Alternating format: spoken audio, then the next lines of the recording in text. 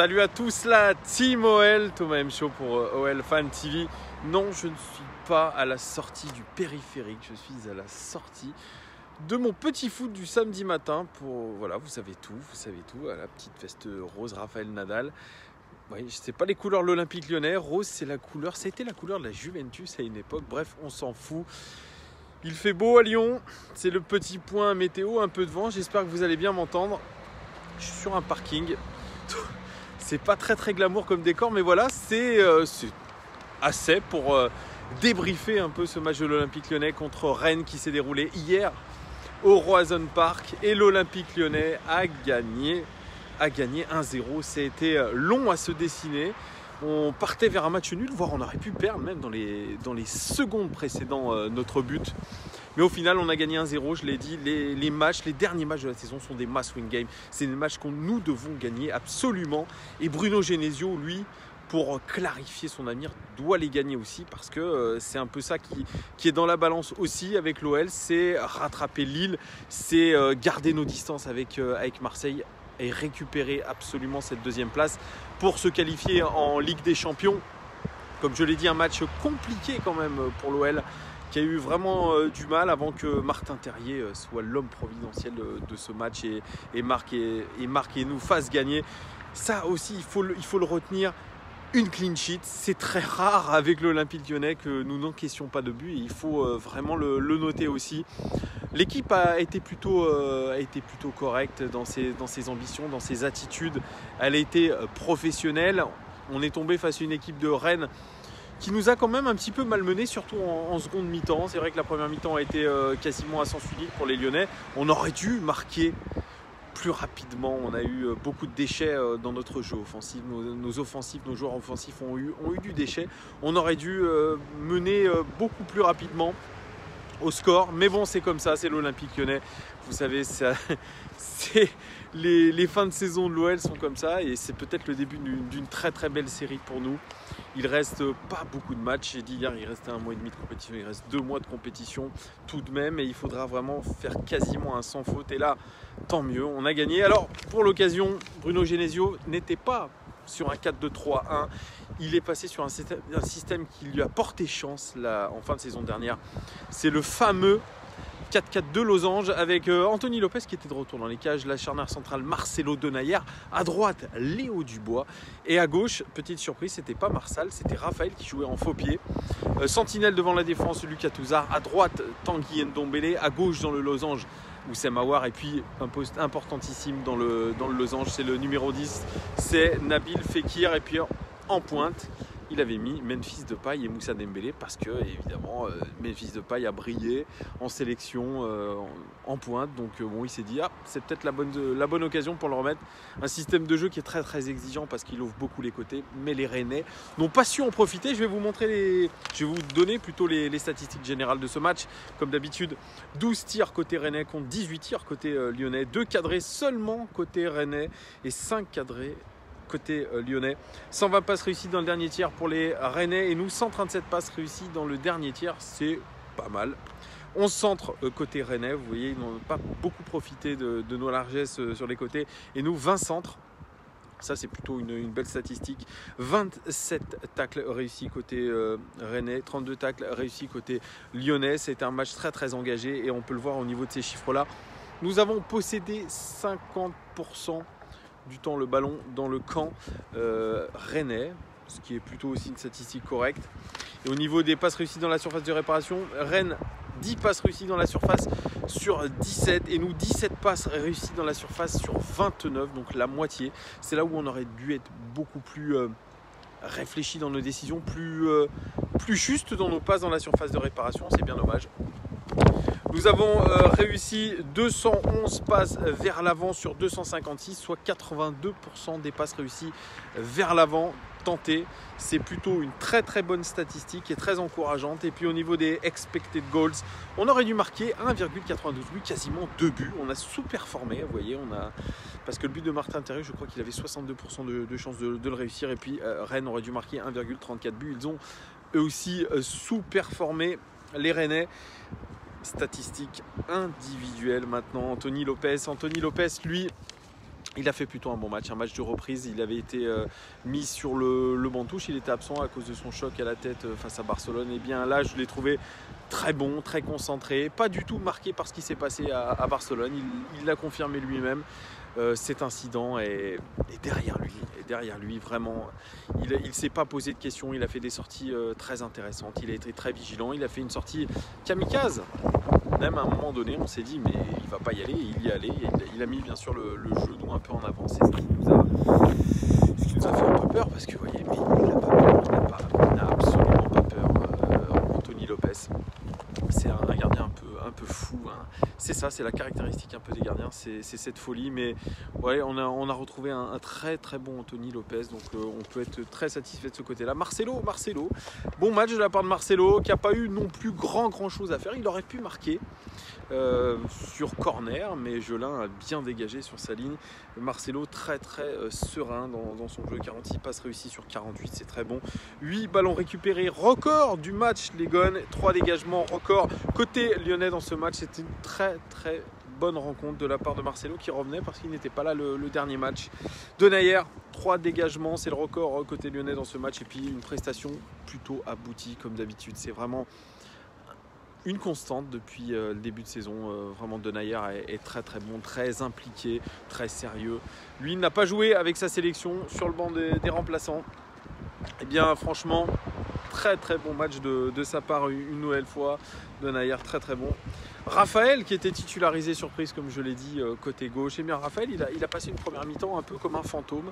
Il n'a pas eu beaucoup de choses défensives à faire, et puis il n'a pas eu beaucoup il n'est pas beaucoup monté sur son côté, il n'a pas beaucoup apporté offensivement. C'est 3 tacles réussis seulement pour Raphaël, qui moi je trouve a fait un match plutôt moyen, mais voilà, à sa décharge il jouait faux pied, et je pense que c'est peut-être ça qui l'a un petit peu gêné. Je ne sais pas pourquoi Bruno Genesio avait décidé de faire jouer Raphaël sur ce côté alors qu'on a un pur gaucher qui est Marsal. Bref, moi j'ai pas trop compris, mais voilà.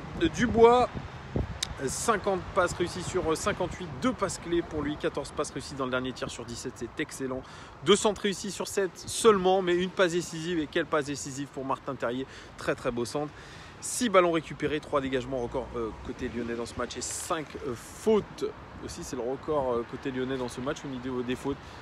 Un super match de la part de Léo Dubois, qui vraiment, je crois, prend confiance et est de plus en plus important dans cette équipe lyonnaise, montre vraiment toutes ses qualités. Kenny Tété qui est blessé, il a vraiment un boulevard devant lui pour vraiment s'accrocher au poste durablement. Il apporte énormément offensivement, il apporte énormément défensivement. Il a un volume de jeu qui est très intéressant. Moi je le trouve avec beaucoup de jambes, l'international espoir. Il est vraiment bon, voilà, moi j'ai pas d'autres mots. Je ne vais pas dire qu'il est incroyable, mais en tout cas il est décisif, parce qu'il faut le mettre, ce centre. Il faut avoir la lucidité de mettre ce ballon à Martin Terrier dans les dernières minutes de ce match. Donc pour moi, voilà, chapeau. Léo Dubois, même si vraiment dans les grosses rencontres, on peut penser au FC Barcelone, il n'a pas été présent. Mais dans ces rencontres de Ligue 1, ces matchs coup près, on peut lui faire confiance à Léo Dubois. Merci à lui.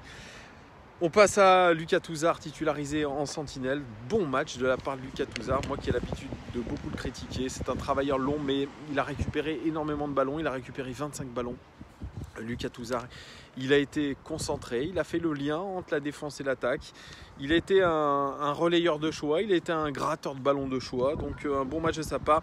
8 ballons récupérés, 25 ballons grattés. C'est le record côté lyonnais dans ce match, et le record tout simplement du match. 6 tacles réussis pour lui, c'est le record du match. Au four et au moulin, Lucas Touzard, ça c'est ce Lucas Touzard là qu'on aime, concentré, avec beaucoup d'envie, moins de déchets, donc ça va tout de suite mieux, bien évidemment. Tanguy Ndombele, qui était placé beaucoup plus haut sur le terrain, on l'a vu beaucoup se projeter vers l'avant, c'est là où il est le meilleur. Il a eu une première mi-temps très bonne, 55 passes réussies sur 62, c'est le record du match tout simplement. 2 passes clés à son actif, 16 passes réussies dans le dernier tir sur 22, très bon aussi. 2 duels réussis sur 4, c'est très bon. 2 interceptions, record côté lyonnais dans ce match, et puis 3 fautes réalisées. C'est un match plein. Il aurait pu avoir une passe décisive quand il a lancé Memphis Depay dans la profondeur, une passe laser incroyable qui casse les lignes. Vraiment, c'est un joueur de haut niveau, Tanguy Ndombele, quand il joue simple, quand il joue plus haut sur le terrain, quand il apporte vraiment énormément offensivement, et puis on peut vraiment compter sur lui aussi défensivement. Voilà, Tanguy Ndombele, il faut que beaucoup de facteurs soient réunis pour qu'il soit au top niveau. Et sur ce match-là, moi je l'ai trouvé vraiment intéressant, même s'il y a eu une baisse de régime en seconde mi-temps, un peu physique je pense. C'est vrai que ça je l'ai fait remarquer, on a des joueurs lyonnais qui tirent la langue. J'avais posé la question à Antonin Fonseca via Twitter, à savoir est-ce que les joueurs ne sont pas cramés physiquement. Bien évidemment, il ne m'avait jamais répondu, mais moi je pense qu'on a des joueurs qui sont un peu en train de tirer la langue, qui partent trop vite dans les matchs et puis qui n'arrivent pas à gérer leur effort.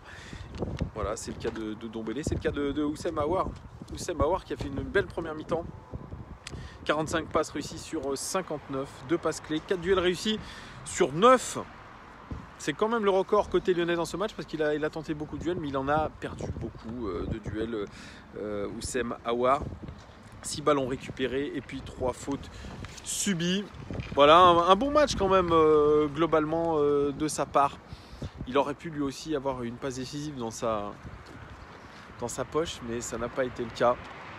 Voilà, moi je l'ai trouvé encore intéressant dans ce système 4-4 de Losange qu'il connaît bien pour l'avoir pratiqué la saison dernière comme ses coéquipiers. Il avait été utilisé lui en tant que numéro 10, mais ça ne lui avait pas trop plu et il préfère être dans ce rôle un peu de relayeur.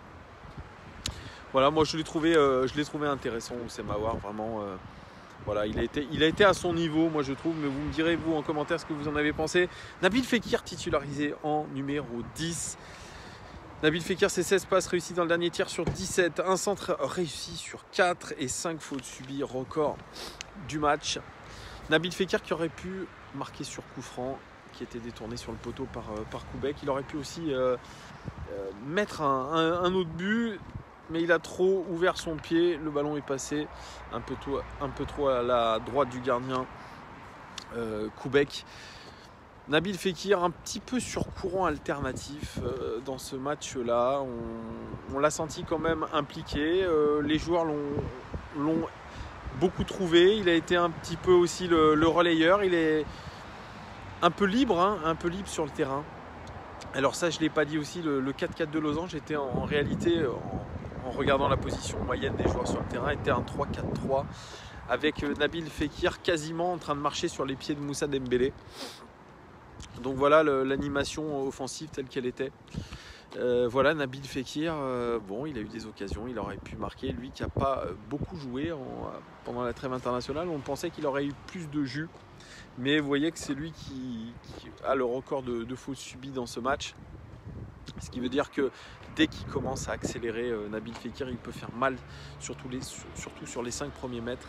Bref, dommage pour lui. Memphis Depay. Ça va pas plaire beaucoup à Lavi Sava. Memphis Depay, il a visuellement raté son match parce qu'il a eu des occasions de se montrer, surtout en pointe où il a été bien servi là, par Tanguy Ndombele. Cette belle occasion, vraiment, où il se retrouve en face à face avec Koubek, où il croise trop sa frappe. C'est un peu symptomatique de sa rencontre, Memphis Depay. Malgré tout, c'est un formidable créateur de jeu, 8 passes clés. Je le rappelle, une passe clé, c'est une passe avant un tir. C'est le record du match tout simplement. 17 passes réussies dans le dernier tir sur 22. C'est le record côté lyonnais dans ce match. 4 centres réussis sur 8. C'est le record du match tout simplement. Et puis 2 interceptions. Et tout de même, c'est le record côté lyonnais dans ce match. Visuellement, c'était pas extraordinaire. Moi, je l'ai trouvé un peu fatigué par rapport sûrement aux 2 matchs pleins en sélection qu'il a réalisé. On le rappelle, avec 3 buts, je crois, et 2 passes décisives, ou 3 buts, 3 passes décisives. Et voilà, je pense qu'il était un petit peu à court de jus, mais malgré tout, à court de jus, il arrive quand même à avoir des statistiques plus que correctes. Et ça peut nous faire relativiser par rapport à ce qu'on a vu visuellement. Memphis Depay, ça reste quand même cette saison notre meilleur créateur, celui qui crée le plus de jeux, le plus d'occasions aussi, et c'est notre meilleur passeur. Donc voilà, je pense qu'il y a du bon et du moins bon. Il est agaçant ce joueur, on a l'impression qu'il ne confirme pas à chaque fois, mais voilà, dans ce qu'il montre sur le terrain et sur ses statistiques, c'est quand même plutôt pas mal. Voilà, Moussa Dembélé, lui, par contre, il est passé comme un fantôme dans cette rencontre. Il n'a pas eu vraiment d'occasion. Il en a eu une où il a glissé à un moment donné. Mais je crois que c'est tout. Je crois que ses coéquipiers n'ont pas réussi à le trouver. Il a marqué, lui, pourtant, pendant la trêve internationale avec les espoirs contre l'Allemagne. Mais voilà, c'est trop faible ce qu'il a montré. Je pense lui aussi qu'il est à court de jus. Il commence à être un peu fatigué. Il enchaîne les matchs. Et ça se voit. Et c'est ce que je vois beaucoup. Moi, c'est des joueurs depuis quelques temps. Même face au Barça, c'était criant. Un manque de jambes, vraiment. Et on sait que ces joueurs-là ont besoin vraiment d'être à 100% physiquement pour développer quelque chose. Donc voilà, Moussa Dembélé qui a traversé ce match comme un fantôme. Martin Terrier qui est rentré, l'homme providentiel. Et c'est quelqu'un qui monte vraiment en puissance et il apporte des choses. Il est très fluide dans ce qu'il fait et puis il est toujours placé au bon endroit. C'est un formidable renard des surfaces. On l'avait vu ça en préparation et franchement au cours de la saison, ça s'est vu. Je crois qu'il a 7 buts, toutes compétitions confondues, Martin Terrier, donc qui est plutôt très très bon. Il est l'homme providentiel et je pense qu'il a peut-être gagné sa place pour le match retour en Coupe de France, si je puis dire, en demi-finale de Coupe de France face à Rennes de nouveau. Je pense qu'il a gagné sa place de titulaire. Vraiment, merci à lui, merci pour ce qu'il apporte. Il n'a pas tremblé, il a été là au bon moment. Voilà, sur un beau centre de Léo Dubois. Et puis Bertrand Traoré. Il a fait sa rentrée pas mal aussi. C'est lui qui décale bien, qui fixe bien la défense et qui décale Léo Dubois sur la passe décisive qu'il va faire. Donc une rentrée intéressante aussi pour Bertrand Traoré, coaching gagnant, comme beaucoup disent, pour Bruno Genesio. Et oui, Bruno Genesio, dont l'avenir est toujours aussi flou. Moi, je vous avais parlé, parce que je lis des choses, je ne suis pas dans le secret des dieux, il avait une prolongation sous condition, qu'il remporte ce match contre Rennes, c'est réalisé, et que surtout il se qualifie pour la finale de la Coupe de France. Hier, la communication de Jean-Michel Aulas a été plutôt floue en disant qu'on n'était peut-être pas au courant de tout. Moi, je vous rappelle que Nico nous a dit que Bruno Genesio pourrait décider de partir de lui-même. C'est possible. On ne sait pas ce qui va se passer. Réponse en tout cas mardi après la demi-finale de Coupe de France. On en saura un petit peu plus. D'ailleurs, mardi, je participerai à cette finale. Je serai au stade. Je vous ferai un vlog. On espère que ça va nous emmener à Paris, au Stade de France. Ça serait la moindre chose. Je rappelle, notre dernière Coupe de France, c'était en 2012, notre dernier titre, tout simplement, en 2012. Donc il serait temps de se retrousser les manches et de le faire. En tout cas, on a toutes les clés en main. Voilà les gones. Dites-moi, vous, ce que vous avez pensé de ce match. Qui vous avez aimé, qui vous avez un peu moins aimé. Est-ce que vous êtes satisfait de ce match? Est-ce que vous vous dites qu'on va la bouffer, cette deuxième place, on va la prendre à Lille? Dites-moi tout en commentaire. Et puis, est-ce que vous êtes confiant par rapport à cette demi-finale qui arrive de Coupe de France? Et que pensez-vous avec les nouvelles déclarations de Jean-Michel Aulas de l'avenir de Bruno Genesio? Dites-moi tout en commentaire. Merci beaucoup à tous de me suivre de plus en plus nombreux, de vous mettre des pouces, des abonnements. Vraiment, ça me fait plaisir. Je vous souhaite un très très bon week-end ensoleillé partout où vous êtes. Vive le printemps. Ciao.